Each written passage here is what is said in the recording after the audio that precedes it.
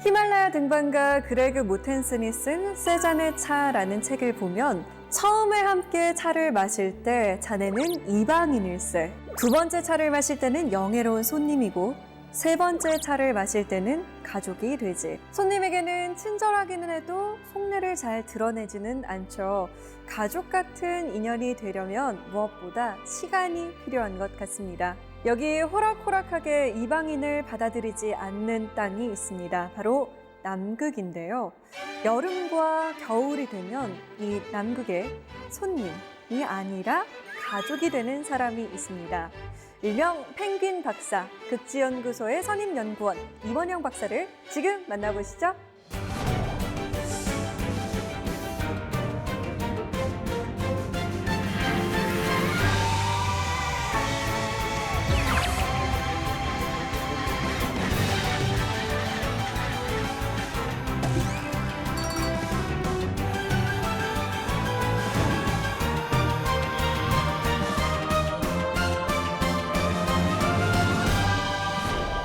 네, 박사님 반갑습니다. 네, 안녕하세요. 네, 저희가 갑자기 남극으로 소환이 되었어요. 네, 여기 남극이에요. 네, 그러니까요.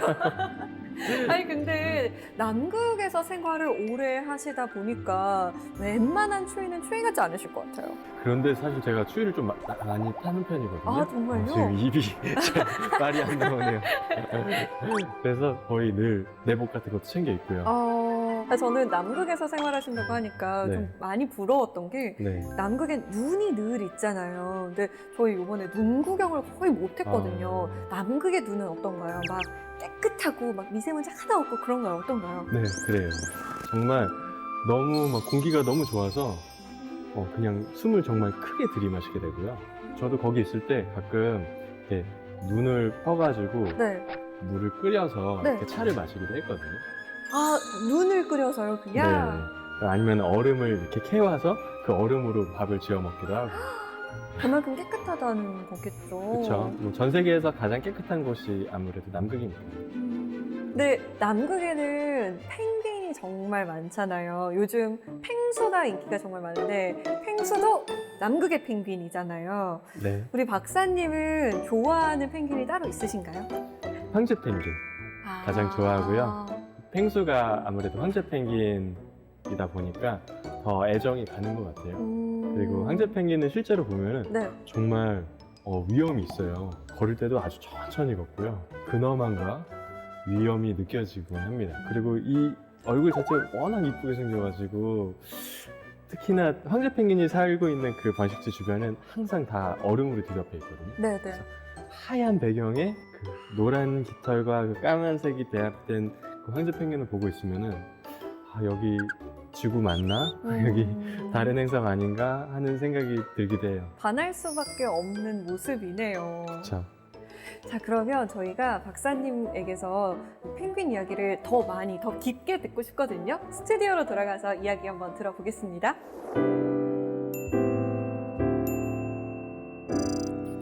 안녕하세요. 극지연구소에서 동물의 행동을 연구하고 있는 이원영입니다. 오늘 제가 준비한 이야기는 바로 펭귄의 행동 생태 연구인데요. 우리가 어떻게 펭귄을 연구하고 있고, 그리고 펭귄을 오랫동안 보려면 우리가 어떻게 하면 좋을지를 여러분들하고 함께 고민해보는 시간을 가졌으면 좋겠습니다. 그럼 시작하겠습니다. 지금 보시는 사진은 바로 제가 어렸을 때 모습인데요. 한 5살 때, 6살 때였나? 거의 기억도 나지 않아요. 어렸을 때부터 저는 이렇게 동물을 궁금해하고 자연을 좋아하던 어린 아이였습니다. 그래서 집 근처에 있는 동물원에 가서 동물들을 저렇게 자주 들여다보고 관찰하는 걸 너무 즐겼어요. 그래서 과연 이런 일을 하면서 계속 살면 어떨까? 그런 걸 하면 너무 좋겠다라는 생각을 늘 품었습니다. 그리고 대학생이 되었을 무렵에 찍은 사진인데요. 저는 첫 해외여행지로 아프리카로 갔습니다. 남들은 보통 유럽이나 미국 이런 곳으로 배낭여행을 많이 갔는데 저는 어렸을 때부터 아프리카 너무 가보고 싶어 했었거든요. 그래서 케냐에 있는 마사이마라 국립공원, 그리고 탄자니아에 있는 세렝게티 국립공원으로 향했습니다. 진짜 기린과 누, 홍학대들을 보면서 너무 벅차올랐던 기분이 나요. 그곳에서 캠핑을 하면서 텐트를 치고 잠이 들었는데 뒤쪽에서 하이에나 울음소리가 들리는 거예요. 그런데 그 하이에나 울음소리가 무섭다는 생각과 동시에 정말 짜릿하다. 정말 이곳이 정말 자연이구나.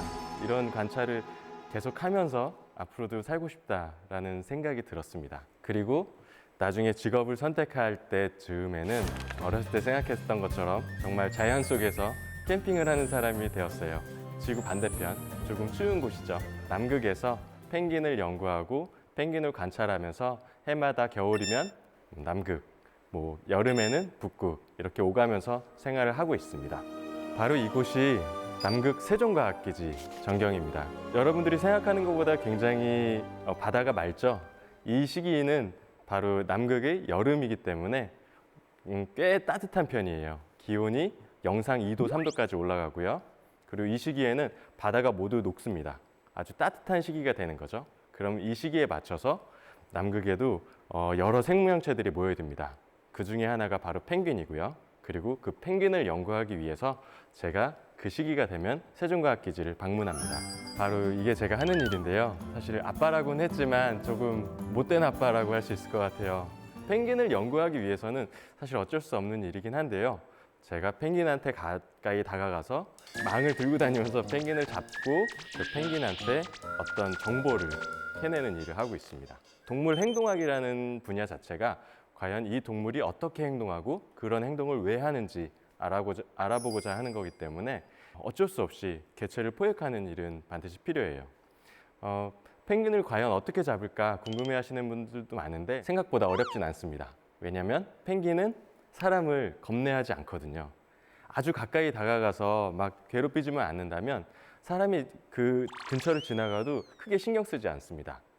왜 그럴까요? 바로 남극은 오랜 기간 동안 사람의 손때가 묻지 않은 곳이기 때문이죠. 그러니까 사람을 볼 일이 없었어요. 그 펭귄의 조상들로 거슬러 올라가다 보면 대략 한 6천만 년쯤 전부터 남극에서 펭귄이 살았다고 하는데요. 인간이 남극에 도달한 시점은 불과 한 200년 정도밖에 되지 않습니다. 그러니까 펭귄은 굳이 사람을 구별할 필요도 없고요. 겁낼 이유도 없는 거죠. 그래서 어떻게 보면 펭귄을 연구하는 거는 가장 쉬운 일 중에 하나예요. 그냥 가까이 다가가서 곶갈 같은 게 있거든요. 곶갈을 이렇게 씌워주면은 얘네들이 막 고개를 들고서 그 곶갈을 공격하려고 막 그럽니다. 그럼 그때 곶갈을 얼굴에다 이렇게 씌워주면은 눈이 가려지는 거죠. 그럼 잠잠해져요. 그럼 그때 이렇게 들고 오면은 그걸로 끝입니다. 간혹 가다가 좀 쉽게 포획되지 않는 녀석들도 있는데요. 그럴 때는 여기 사진에서처럼 좀 커다란 잠자리채를 들고 가서 이렇게 씌워주는 거죠. 그러면 잠자리채에 쉽게 포획이 됩니다. 그럼 그렇게 잡아서 제가 과연 뭘 하느냐? 바로 이런 일인데요. 뭘 달고 있죠? 바로 저 등에 뭘 달아줬는데 저게 바로 GPS라고 하는 위치 추적 장치예요. 그리고 머리에도 뭔가를 달고 있죠? 그 머리에 달린 거는 가속도계라는 장비입니다. 그래서 머리를 어떻게 움직였는지 그런 행동을 측정하기도 하고 또 GPS에 담긴 정보를 통해서 이 녀석이 어디까지 갔는지 그리고 뒤에는 또 비디오 카메라도 달려 있거든요. 그걸 가지고 펭귄의 눈으로 본 물속 생활도 저희가 엿볼 수가 있는 거죠. 이런 연구 분야를 바로 바이오 로깅이라고 부릅니다. 일반적으로 로깅이다 라고 하면 뭔가를 기록한다는 뜻이거든요. 그런데 바이오 로깅이라고 하면은 어떤 생물체의 몸에 그 기록 장치를 붙여서 대신 기록하게 만든다는 거죠. 그래서 이런 바이오 로깅 장치를 이용하면 펭귄의 어떤 정보들을 제가 굳이 열심히 따라다니지 않아도 펭귄이 스스로 가서 이제 정보를 다 모아온 다음에 저에게 건네주기 때문에 그걸 통해서 동물의 행동을 아주 정확하게 측정할 수가 있게 됩니다. 이게 수심 기록계라는 장비입니다. 여기에는 수압을 측정할 수 있는 센서가 달려 있어서 이 펭귄들이 얼마나 깊이 잠수했는지를 1초에 한 번씩 계속해서 기록하게 돼요. 얘가 언제 잠수했고 언제 잠수를 끝냈는지도 알 수 있게 되는 거죠. 그리고 이거는 아까 젠투 펭귄 등에 달아줬던 GPS 장치인데요. 그래서 이거를 등에 이렇게 달아주면은 한 하루 정도 제가 트래킹을 하는데요. 그 위치 정보들이 아주 정확하게 뜨는 거죠. 그리고 이것도 GPS 장치인데요. 또 마찬가지로 펭귄의 위치 추적을 할 때 사용되는 흔한 장비들입니다. 이런 게 펭귄한테 좀 해가 되지는 않을까 걱정하시는 분들도 많이 있어요. 하지만 펭귄의 몸집에 비해서는 굉장히 가벼운 장치랍니다. 그러니까 펭귄이 보통 다 크면은 3kg에서 4kg 정도 왔다 갔다 하거든요. 하지만 이 장치는 한 30g, 50g 정도밖에 되지 않기 때문에 펭귄 입장에서는 그렇게 무겁진 않을 것 같아요. 그럼 과연 이 녀석들이 어떻게 행동하는지 제가 직접 촬영한 걸 한번 보여드릴게요. 예, 지금 이게 물속으로 이제 들어가기 시작한 겁니다. 이제 척척척 하는 소리 들리죠? 이제 날개짓을 하면서 이제 수영을 하는 거예요.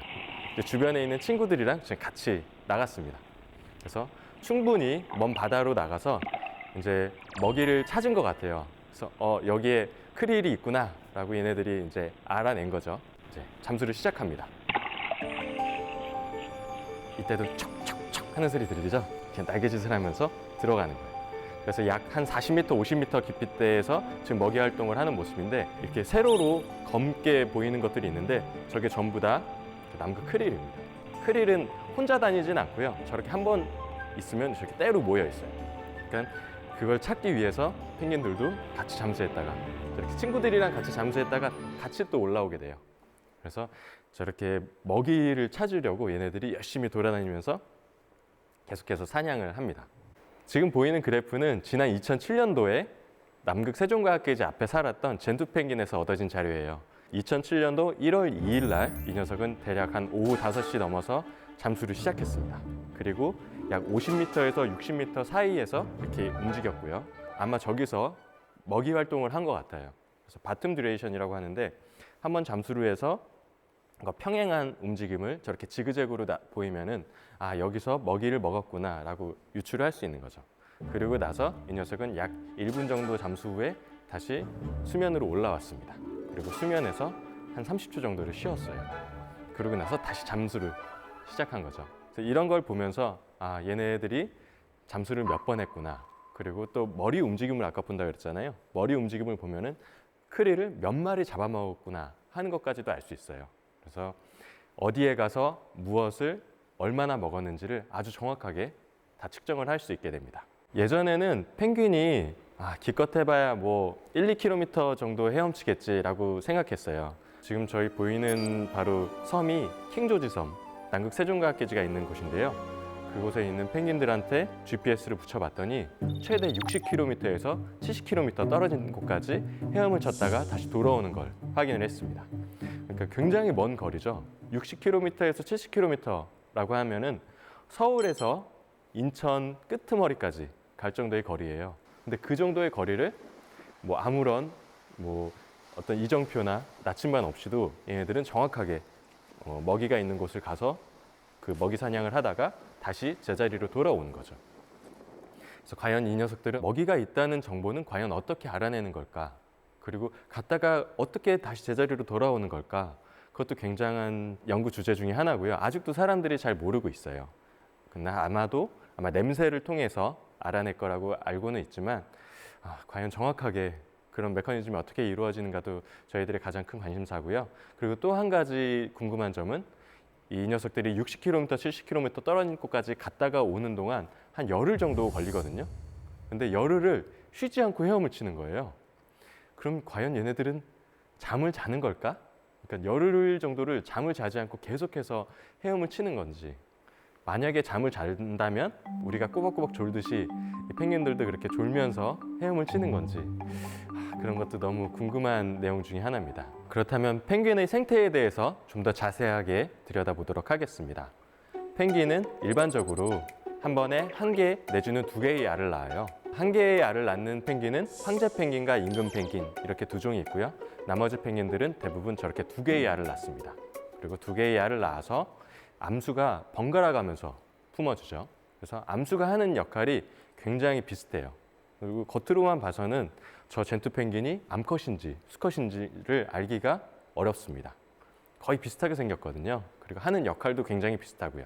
한 부모가 품어주는 동안은 다른 부모가 나가서 먹이 활동을 하고, 그리고 이 녀석이 다시 돌아오면 바톤 터치를 하고, 또 부모 둥지에 있었던 녀석이 다시 바다로 나가는 거죠. 이렇게 번갈아서 하기 때문에 혹시라도 이 부모 중에 한 녀석이 열심히 양육에 참여하지 않는다라고 하면 새끼를 제대로 키울 수가 없게 됩니다.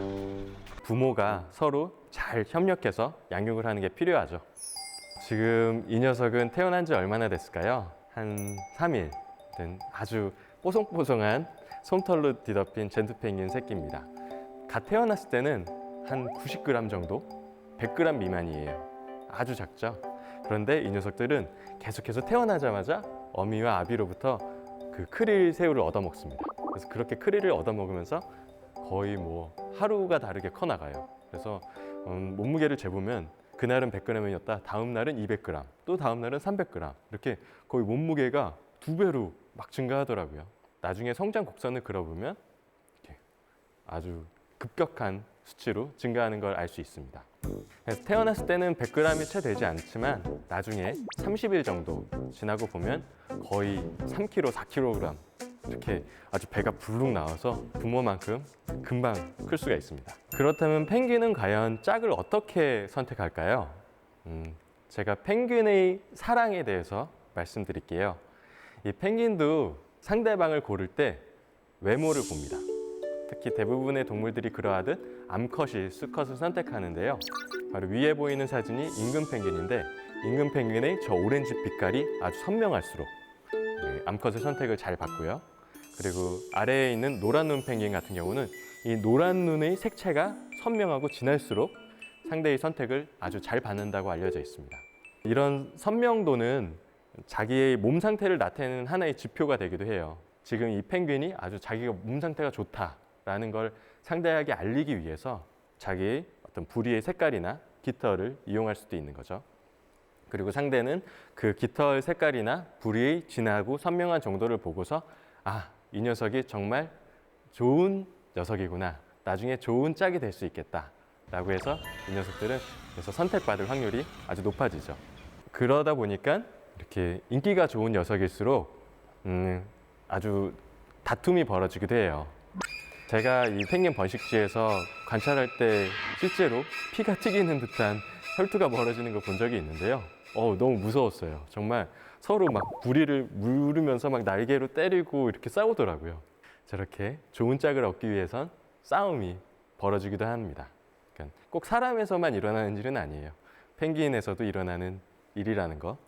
그리고 이렇게 어렵게 짝을 얻었다 하더라도 그 짝과 아주 오랫동안 백년해로하진 않습니다. 펭귄도 이혼을 해요. 그 한 번의 번식 시즌 안에서는 물론 일부 일처제를 유지하지만 그 이듬해가 되었을 때 같은 짝을 고를 확률이 그렇게 높진 않습니다. 황제 펭귄은 이혼율이 대략 85%, 그리고 임금 펭귄은 75%. 제가 주로 연구하고 있는 턱근 펭귄은 이혼율이 대략 한 18%, 그리고 젠투 펭귄은 27%라고 알려져 있고요. 제가 연구하고 있는 개체군에서는 지난해에 대략 이혼율이 50%까지 올라갔어요. 그렇다면 왜 펭귄은 이렇게 이혼을 많이 할까?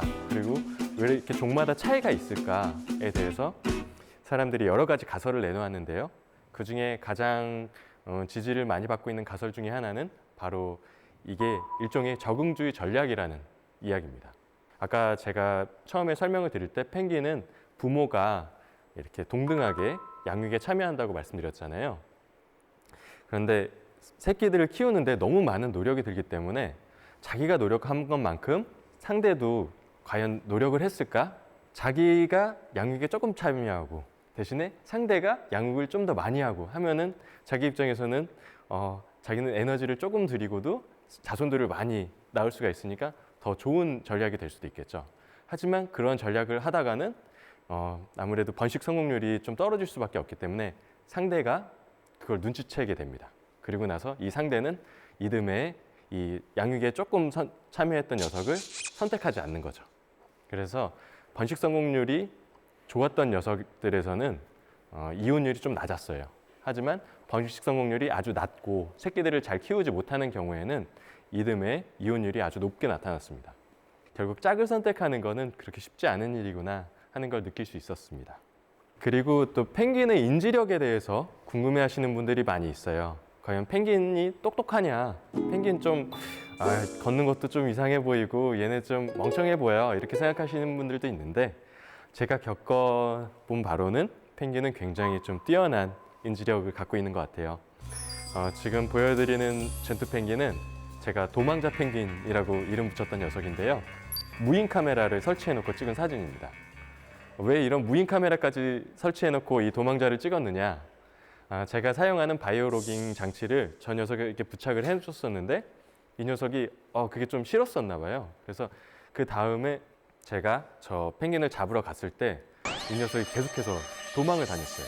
제가 그 둥지에만 가면 항상 이 녀석이 없는 거예요. 그래서 이 녀석이 죽은 거 아닌가 싶어서 저렇게 무인 카메라를 설치해놨더니 무인 카메라 앞에 가서 저렇게 포즈를 취하고 사진을 찍었더라고요. 그래서 내가 당했구나.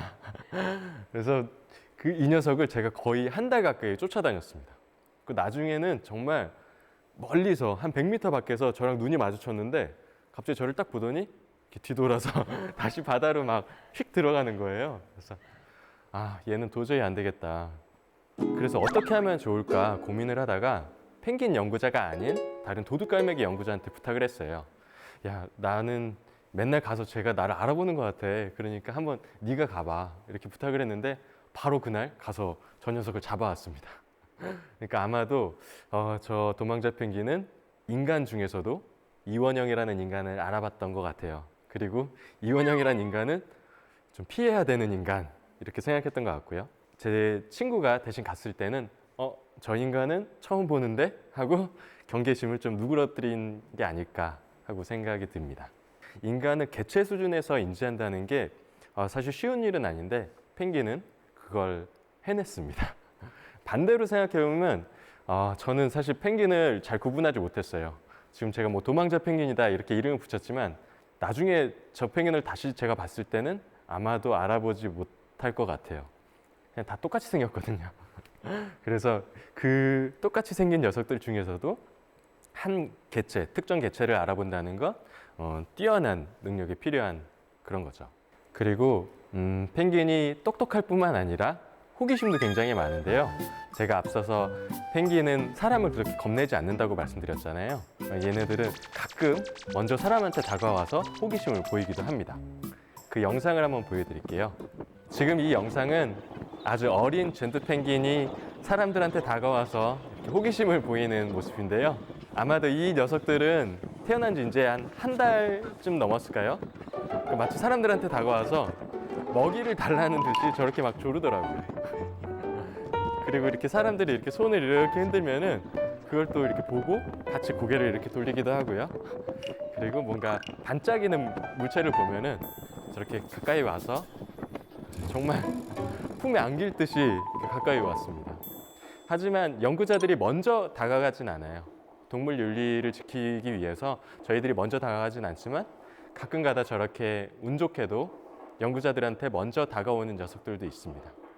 저런 모습을 볼 때면 저도 모르게 막 마음이 연구자가 아니라 그냥 펭귄을 좋아하는 하나의 펭귄 덕후처럼 돼가지고 이렇게 저도 모르게 막 마음이 막 가더라고요. 그리고 어떤 녀석들은 마치 물속에서 헤엄을 치다가도 저한테 가까이 다가오곤 했는데요.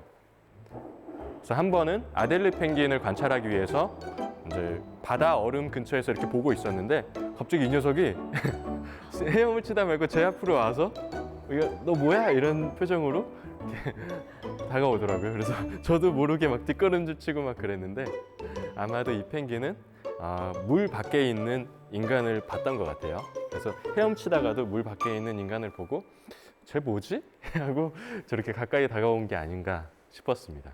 그래서 얘네들은 헤엄치면서도 물 밖을 잘 볼 수가 있고요.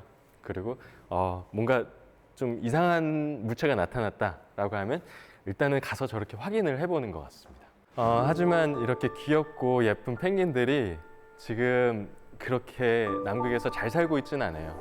남극에 있는 빙하들이 빠르게 녹고 있기 때문에 펭귄은 저렇게 마치 섬에 갇힌 것처럼 큰 위기에 처해 있는 상태입니다. 제가 연구하고 있는 남극 세종과학기지는 남극에서도 남극 반도 이렇게 조그맣게 튀어나와 있는 끄트머리에 있는데요. 바로 이곳이 남극에서도 온난화가 가장 빠르게 진행되고 있는 곳입니다. 미국에 있는 파머 기지에서 오랫동안 그 연구를 해본 결과를 종합해 보면 이곳에서는 얼음이 어는 일수가 해마다 빠르게 감소를 하고 있어요.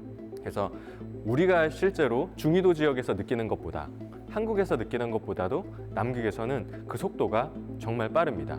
한 해 한 해가 다를 정도죠. 그리고 남극에서도 온난화가 일어나고 있는 지역이 위치마다 조금씩 다르거든요. 그래서 어떤 사람들은 여기는 뭐 남극 아직도 얼음 이렇게 많고 뭐 괜찮은 것 같은데 뭐 어때? 이렇게 생각하시는 분들도 있는데 남극에서도 지금 남극 반도 지역이 특히나 온난화가 빠르게 되고 있고요. 그리고 바다 얼음이 생기는 해빙의 면적도 빠르게 줄어들고 있습니다. 그럼 우리나라 세종비지에도 좀 어떤 변화가 있었나요? 예, 제가 가보면 정말 그 변화를 아주 잘 느낄 수가 있었는데요. 특히 제가 지난 1월에 남극에 있을 때 기온이 영상 10도까지 올라간 적이 있어요. 남극에서요? 예, 근데 뉴스를 보니까 아르헨티나 기지 인근에서는 20도 넘게 올라간 기록이 이번에 최고 기록을 경신했더라고요. 그래서 어떤 분들은 진짜 반바지에 반팔 입고 다니시는 분들도 있었고요. 정말 좀 무서울 정도였습니다. 이게 남극이 이렇게 따뜻해도 돼? 싶을 정도로. 그래서 가끔 펭귄들 보면은 입을 벌리고 혓바닥을 내밀고 있어요. 더워서. 예, 강아지들이 이렇게 열이 식을 때 이렇게 혀를 내밀고 헥헥거리잖아요. 네. 그런 것처럼 펭귄들이 헥헥거리고 있더라고요. 그래서 얘네들이 얼마나 더우면 이럴까 싶을 정도였고요. 이런 변화가 세종과학기지에서 정말 빠르게 일어나고 있는 것 같습니다. 그 남극반도에 있는 파머 기지에서 개체군을 쭉 오랫동안 조사를 해봤는데요. 지금 결과를 보면 아델리 펭귄이 1975년도부터 약 90%가 감소했다는 결과가 나왔어요. 하지만 지금 파란색 그래프는 빠르게 증가하고 있는 걸 볼 수 있는데요. 파란색 그래프는 바로 젠투 펭귄입니다. 그러니까 젠투 펭귄은 오히려 남극 반도에서 그 숫자가 빠르게 늘어나고 있어요. 남극에 있는 펭귄들이 다 위험하다고 해놓고 이게 무슨 얘기냐 의아해하시는 분들도 있을 텐데 바로 남극에서도 이런 온난화에 맞춰서 어떤 녀석들은 좀 타격을 좀 심하게 받고 있고요. 또 어떤 녀석들은 남극 반도가 새로운 터전이 돼서 그곳으로 빠르게 모여들고 있습니다.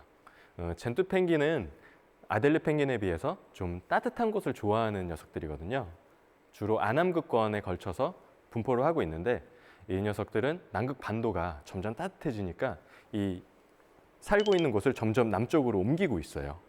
그래서 젠투 펭귄은 그럼 더 좋은 거 아닐까라고 생각할 수도 있지만 젠투 펭귄이 원래 살던 곳, 젠투 펭귄의 원서식지도 지금 빠르게 막 변화를 겪고 있기 때문에 사실은 뭐 어떤 펭귄은 좋아지고 있고 어떤 펭귄은 나빠지고 있다라고 할 수는 없고요. 지금 전체적으로 지금 심하게 변동을 보이고 있다라고 이해하시는 게 정확할 것 같습니다. 그리고 남극에 있는 여러 펭귄들 중에서도 가장 심한 타격을 입고 있는 녀석들은 바로 해빙 위에서 알을 낳고 키우는 황제 펭귄인데요. 황제 펭귄은 아까 보여드렸던 젠투 펭귄이나 아델리 펭귄과는 다르게 그냥 자기 다리에다가 알을 낳고 그 위에서 키웁니다. 그러니까 자기 몸이 곧 집인 셈이죠. 그리고 이 황제 펭귄은 아주 독특하게도 바다 얼음 위에서 번식을 해요. 그러니까 바다 얼음이 곧 자기의 터전인 셈이죠. 그런데 바다 얼음이 어는 면적이 해마다 조금씩 줄어들고 있기 때문에 지난 50년 동안 벌써 절반 가까이 줄어들었고요. 이러한 추세가 앞으로 계속된다면 약 2100년도에는 전체가 사라질 수도 있다라는 시나리오가 나왔습니다. 아마도 우리의 후손의 후손 즈음에는 황제 펭귄을 책이나 뭐 사진으로만 볼 수도 있어요. 옛날에 저런 새가 있었지, 남극에 저런 펭귄이 있었대, 이렇게 이야기만 하고 구전되어서 전해 내려올 수도 있습니다. 세종과학기지 근처에서는 제가 직접 눈으로 그 빙하가 소멸하는 걸 확인할 수도 있었는데요. 바로 이곳은 포터소만이라는 지역입니다. 빨간색으로 표시된 곳은 불과 한 몇 년 전까지만 하더라도 다 빙하로 덮여 있던 지역이에요.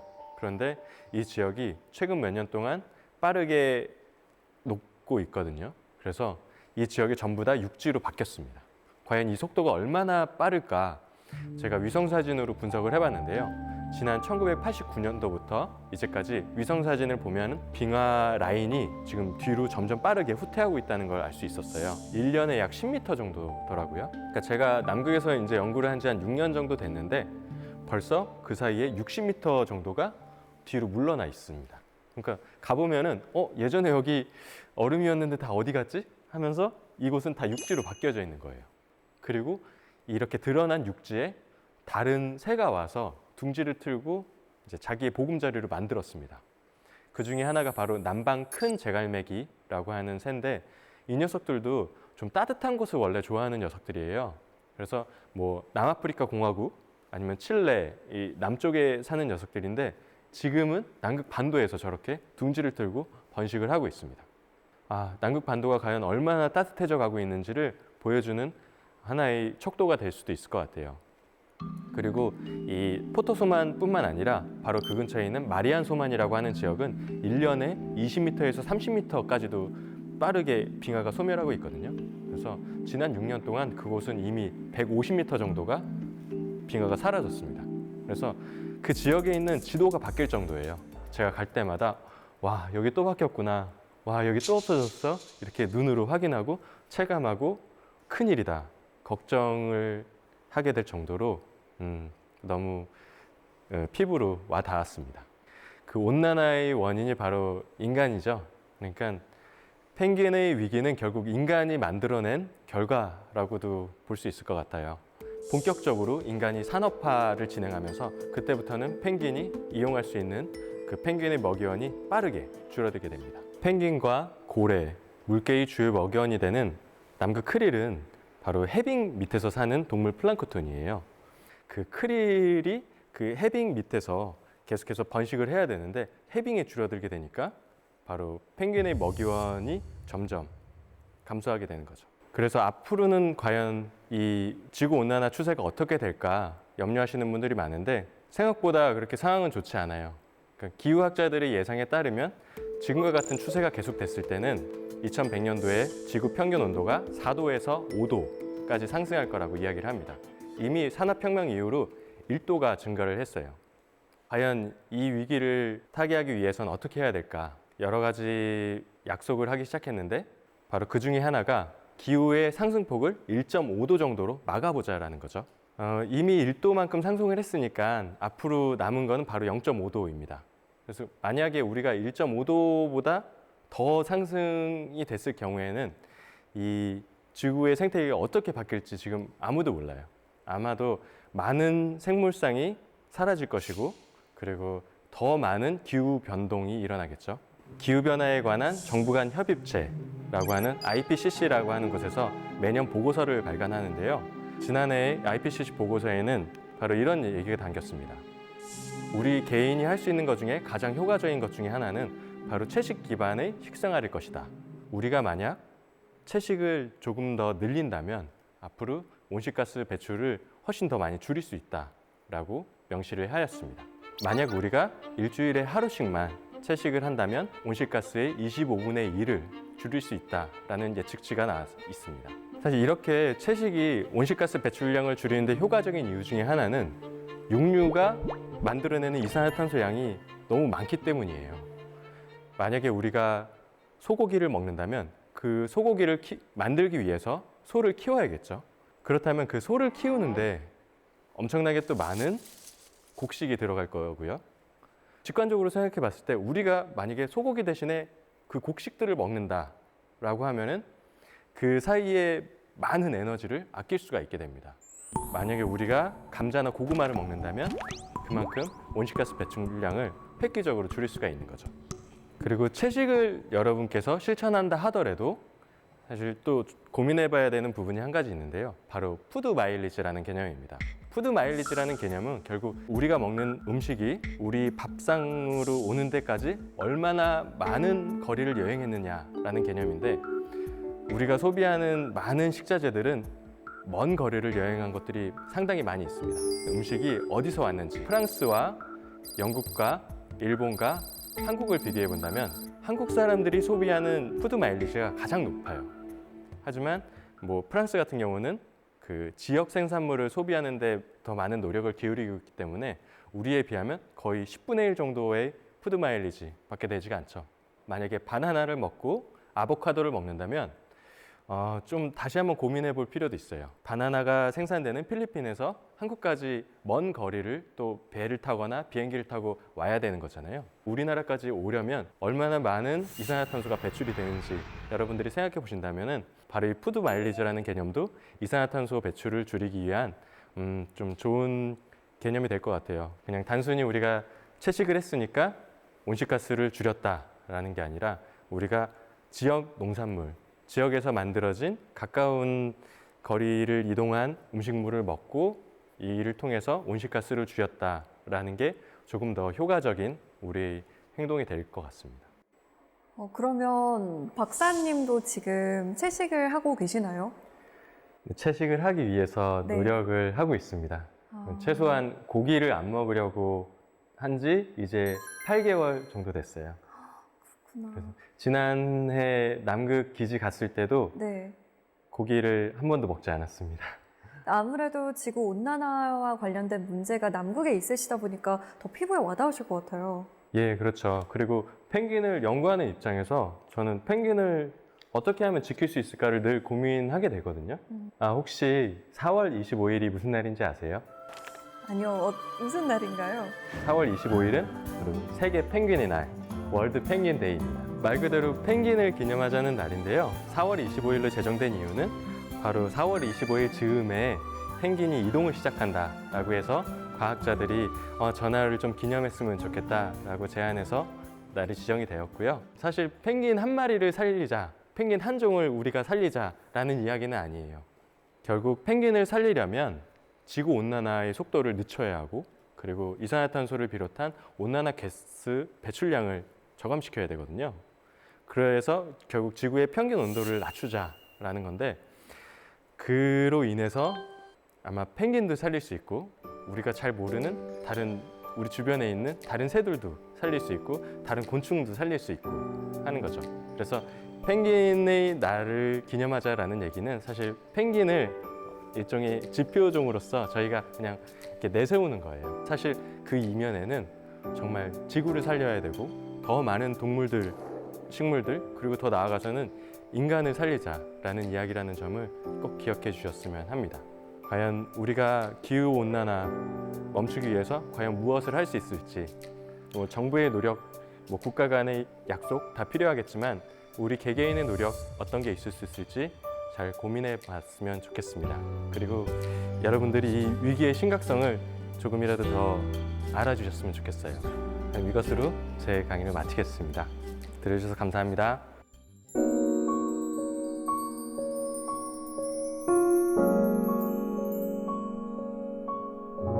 네, 박사님 강연 정말 잘 들었습니다. 고맙습니다. 감사합니다. 함께 남극에 다녀온 것 같은 기분이 드는데요. 오늘 펭귄 박사님 만난다고 하니까 사세기 공동체 여러분께서 질문을 많이 보내주셨어요. 함께 볼까요?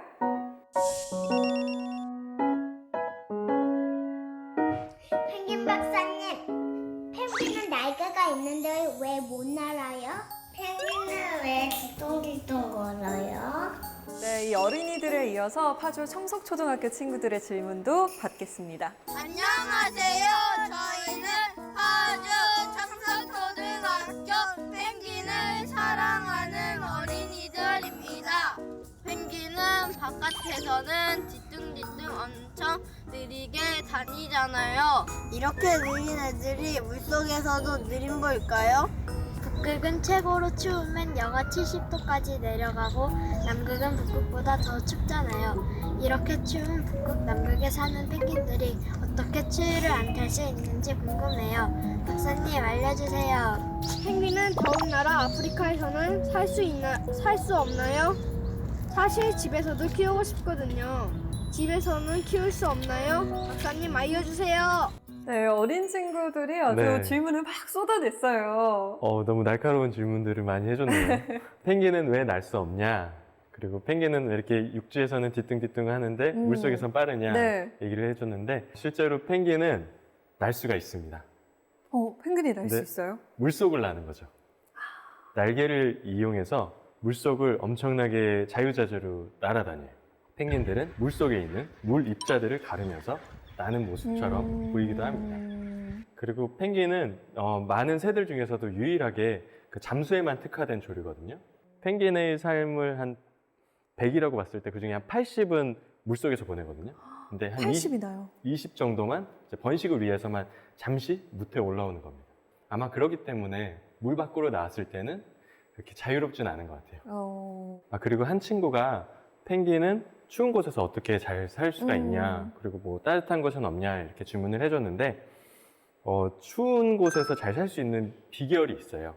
얘네들은 아주 두꺼운 지방층으로 된 옷을 입고 있습니다. 그래서 열이 잘 빠져나가지 않는 거죠. 네. 그리고 깃털도 방수 깃털로 다 돼 있어서요. 아주 차가운 물속을 헤엄쳐 다녀도 이게 살 속으로 깊이 파고들질 않아요. 약간 이중으로 된 깃털인데요. 네. 겉에는 물과의 접촉을 차단하고요. 그리고 안쪽에 층이 하나 더 있습니다. 따뜻한 공기층이 있어서 이걸 통해서 마치 우리가 이제 오리털 파카를 입고 있는 네, 것처럼 네, 네, 네. 이 녀석들도 아주 두툼하고 아주 질 좋은 방수복을 입고 생활을 하는 거죠. 그리고 또 따뜻한 곳에 가도 사실 펭귄들이 있어요. 남아프리카 공화국 케이프타운에 가면은 펭귄들을 볼 수가 있는데요. 적도 부근에도 있어요. 갈라파고스에 가면은 갈라파고스 펭귄이라는 녀석들이 있는데 얘네들은 20도가 넘는 그런 따뜻한 지역에서 생활을 합니다. 그래서 얘네들은 남극에 있는 펭귄들하고는 조금 달라요. 깃털이나 그 지방층의 정도가 남극과는 확실히 차이가 있고요. 이제 굴을 파고 살아갑니다. 오. 둥지를 지을 때 이렇게 땅굴을 파고요. 네. 그 굴 속에 들어가서 새끼를 낳고 키우고 그러는 거죠. 남극에 있는 펭귄과는 전혀 다르네요. 네, 맞습니다. 자, 이번에는 서울 구로구에서 김혜원 씨가 보내주신 영상입니다. 퍼스트 펭귄이라고 무리 중에 가장 처음으로 바다에 뛰어드는 펭귄이 있다고 들었는데 퍼스트 펭귄은 펭귄의 성격에 따라서 정해지는 건가요? 퍼스트 펭귄, 이분 뭘 좀 아시는 분이에요. 전문 용어 나왔거든요. 네. 왜 레밍 같은 동물도 절벽 네. 위에서 한 마리가 뛰어내리면 다음 마리들이 막 뛰어내리잖아요. 펭귄도 좀 그런가요? 정답부터 말씀드리자면 네. 아닙니다. 아, 아니에요. 사실 퍼스트 펭귄과 그 레밍의 이 이야기가 네. 사실은 좀 잘못 와전되어서 사람들이 오해하고 있는 개념인데요. 네. 먼저 들어간 펭귄은 죽을 확률이 가장 높습니다. 퍼스트 펭귄은 보통 사람들이 이야기할 때 경영 쪽에서 용기 있게 스타트업을 해야 된다. 네네네. 이야기할 때 가장 많이 비유를 쓰잖아요. 맞아요. 근데 가장 먼저 들어간 펭귄은 그 포식자한테 가장 먼저 잡아먹힐 가능성이 있는 거죠. 그래서 아까 뭐 성격에 따라서 다르냐 이렇게 얘기를 해줬는데 사실 그 펭귄은 가장 운이 없고 가장 힘이 없는 녀석일 가능성이 아주 높아요. 아, 무리해서 등 네. 떠밀려서 나갈 수도 네, 있네요. 그렇죠. 그 얘네들이 실제로 물에 들어갈 때 잘 보면은 자기네들끼리 이렇게 툭툭 쳐요. 그러다가 이렇게 너무 너가 여기가 먼저다, 이런 얼음이 느낌이야? 꽉 차게 되면은 네. 그러다 한 애가 툭 들어가면은 그때 우다다다닥 하면서 다 들어가는 거죠. 아. 그렇기 때문에 퍼스트 펭귄은 사실 용기와 도전의 대명사처럼 알려져 있지만 실제 자연에서는 좀 운이 없는. 운이 없는 그런 녀석이라는 거. 완전 반대네요. 네. 자, 마지막 부산에서 김소리 씨가 보내주신 질문입니다. 펭귄과 소리를 통해 의사소통도 시도하신다고 책에서 보았습니다. 예를 들어 어떤 의사소통이 있는지 보여주실 수 있나요? 펭귄과 네. 의사소통할 수 있는 방법이 있으시다고요? 네, 펭귄들이 내는 소리를 제가 몇 번 따라해 본 적이 있어요. 젠투 펭귄이 내는 소리가 따로 있거든요. 네. 어떤 소리가요? 둥지에서 짝을 부를 때 내는 소리인데요. 네. 이렇게 고개를 길게 뻗고 웽, 웽 이렇게 소리를 냅니다. 마치 이게 네. 관악기를 부는 것처럼 낸다고 해서 트럼펫팅이라고 불러요. 아, 트럼펫이. 트럼펫을 불듯이 네. 소리를 낸다. 그러면은 너무 시끄럽고요. 굉장히 클 것 같은데요, 그 소리가? 네, 그 소리가 아주 멀리까지 뻗어나갑니다. 그러니까 멀리 나갔던 짝이 너 이렇게 왜 안 와? 빨리 와서 새끼 품어. 나도 이제 빨리 나가야 돼. 나 배고파. 이렇게 얘기할 때 그런 소리를 내는 것 같아요. 근데 박사님이 그 앞에서 그 소리를 내면 애들이 좀 혼란스러워할 것 같은데요?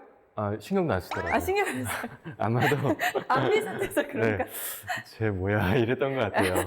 그 펭귄들도 보면은 같은 젠투 펭귄이라고 하더라도 개체마다 소리의 그 높낮이가 좀 다르거든요. 그러니까 아마 그걸 통해서 얘네들도 저게 누가 낸 소리다라는 걸 아는 것 같아요. 내 짝이 낸 소리인지 아닌지 단번에 알 수 있는 거군요. 네, 그렇죠. 그리고 또 펭귄이 먼 바다로 나갔을 때 이렇게 혼자서 먹이 찾기가 힘들잖아요. 네. 그래서 막 혼자서 돌아다니다 먹이를 잘 못 찾으면은 수면에서 가끔 혼자 소리를 냅니다. 와, 와! 뭐 이런 소리를 내요. 약간 오리 같은데요? 네. 그래서 저도 처음에 이 소리를 듣고 이거 뭐야? 이게 펭귄 맞아? 네. 이랬었는데 그런 소리가 나고 나면 한 1분 이내로 다른 개체들이 어디선가 나타나더라고요. 그래서 그 다음에 다른 친구들을 만나면은 한쪽 방향으로 빠른 속도로 이동을 했습니다. 그래서 이거를 제가 과학 저널에 이렇게 발표한 적도 있는데 네. 아마도 펭귄들이 먼 바다로 나갔을 때 먹이를 찾으러 돌아다니거나 할 때 서로 어떤 접촉음, 컨택트 콜로서 그런 소리를 내는 게 아닐까 싶어요.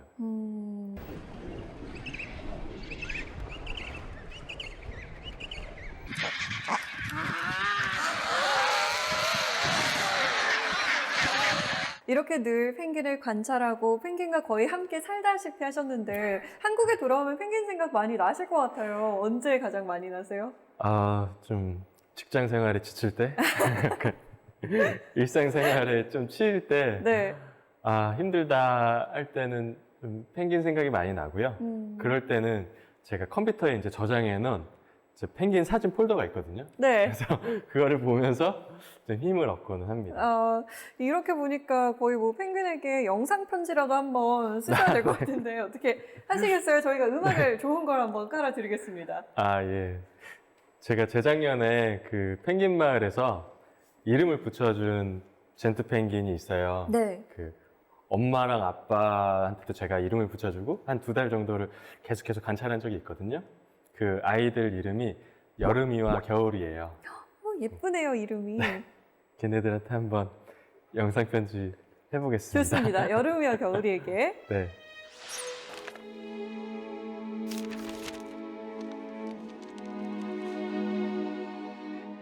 여름아, 겨울아, 잘 있니? 사실 여름이는 하늘나라로 갔잖아. 하늘나라에서도 잘 살길 바라고, 겨울아, 너 여름이 대신 화이팅해서 넌 오래오래 잘 살길 바란다. 다음에 만나면 도망가지 말고 인사해. 안녕. 여름이는 어쩌다가. 제가 관찰하는 동안에 네. 어느 날 이렇게 사체로 발견이 됐거든요. 아마 어떤 병에 감염이 됐거나 그랬던 것 같아요. 근데 사인은 알 수 없지만 나중에 결국 독립한 녀석은 겨울이 한 마리밖에 없었습니다. 관찰을 하다가 뭐 사체로 발견이 된다거나 아니면 잡아 먹힌다거나 이러면 마음이 굉장히 아프실 것 같아요. 그렇죠. 그럴 때는 마치 제 새끼인 것처럼 저도 모르게 감정이입이 되더라고요. 그리고 특히나 그 죽은 여름이가 도둑갈매기한테 뜯어 먹힐 때는 네. 가서 막 도둑갈매기를 막 뜯어 말리고 싶었거든요. 네. 그리고 이게 결국 남극 생태계구나 하는 생각이 들었습니다. 이번에 남극에 돌아가시면 꼭 겨울이를 만나서 인사 나누시길 바라겠습니다. 네. 오늘 강연 정말 감사했습니다. 네, 고맙습니다. 감사합니다.